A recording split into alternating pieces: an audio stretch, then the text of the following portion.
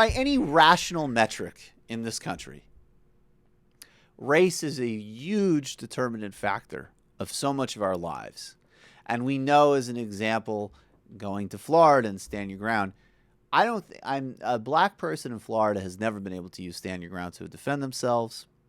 Certainly plenty of white people have.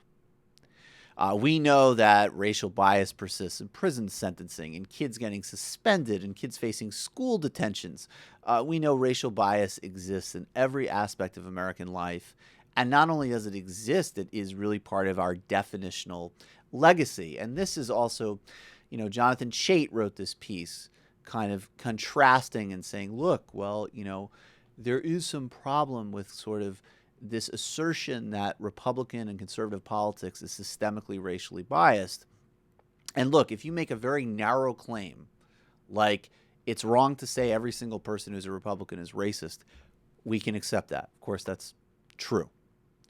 But what that argument is evading is really the truly systemic context in which racial politics still defines who we are and drives a certain segment of America's voting population. And, the way that shows up is in Eric Holder being treated with utter disrespect by Louis Gohmert. The way that shows up in birtherism and all this other garbage. And it also shows up with Brit Hume, who was on Fox Sunday, I believe, with Chris Wallace, talking about President Obama and Eric Holder's speeches at the National Action Conference, which took place in New York this past week, and really getting to the heart of his views of how being black have affected Eric Holder and Barack Obama's careers. Let's take a listen to this. Strikes me as kind of crybaby stuff from Holder. My sense about this is that both Eric Holder and Barack Obama have benefited politically enormously from the fact that they are African American and the first to hold the jobs that they hold. And this, I don't know if he specifically meant race or not. I suspect perhaps he did. But to those two men, race has been both a shield and a sword that they've used effectively to defend themselves and to attack others.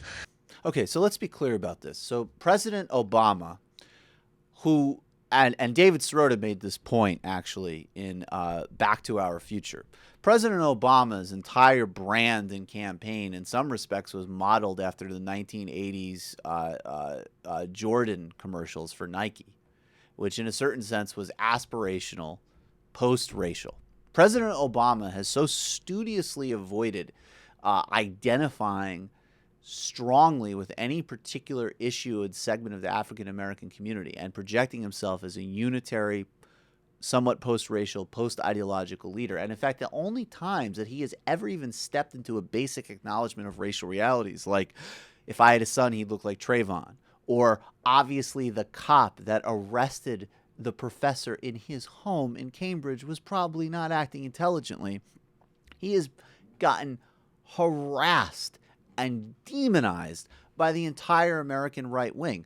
We see people drawing, everything is slavery, this, and dictatorship, that, all from the same people whose political ancestors, at least, if we're being generous, were the ones who would justify states' rights and Jim Crow. Eric Holder is systemically disrespected and has conspiracy theories thrown at him every day. And incidentally, that's an evasion from calling both Holder and Obama out on real things that they have done, like not holding Wall Street criminally accountable. But I think that this Hume clip is important because, if we're just taking this at face value and we're going to play the Chait role and say, look, I don't know if Hume is personally a racist guy or what his actual racial politics are, but this is someone who, in spite of all empirical cultural evidence in his face, can sit in a studio in the 21st century and look at a camera and say, Obama and Holder's race have been a net positive for their political careers.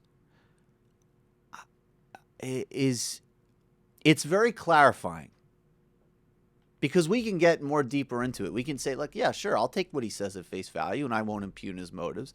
And what he says at face value is structurally insane. And how do these beliefs persist? We need to get on those questions. I mean, it's truly unbelievable. so easy to be black in America today. I mean, like, that's the point. And it's to say, like, It's just okay, so incredibly yeah, easy. It's so extraordinarily easy. I mean, and even the points when it's like, if there ever was a point where Obama's narrative of race was politically advantageous, that has already happened after he overcame so many structural barriers that were a result of his race that they more than infinitely cancel out. I mean, Eric Holder has talked about being, working as a DA and getting racially, pulled over because he's driving a nice car as a black man. Yes. I mean, okay, so maybe in some hiring process at a very elite level, it was like, oh, Eric Holder's African American, and on top of all of his many qualifications and everything, okay, good, great. But the structure of his life and his ascent in politics has been aided by being African American. I mean, and again, take that at face value. They actually believe that. That, in some ways, is more disturbing than if you were just saying some nonsense to your audience. I mean, it's such a basic disconnect from reality. It's amazing.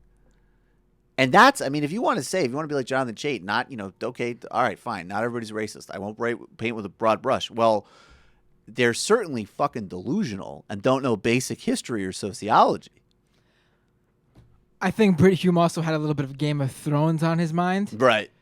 Barack Obama and Eric Holder, they use race as both a shield and a sword. Yeah. And they will smite thee at Castle de la Fox.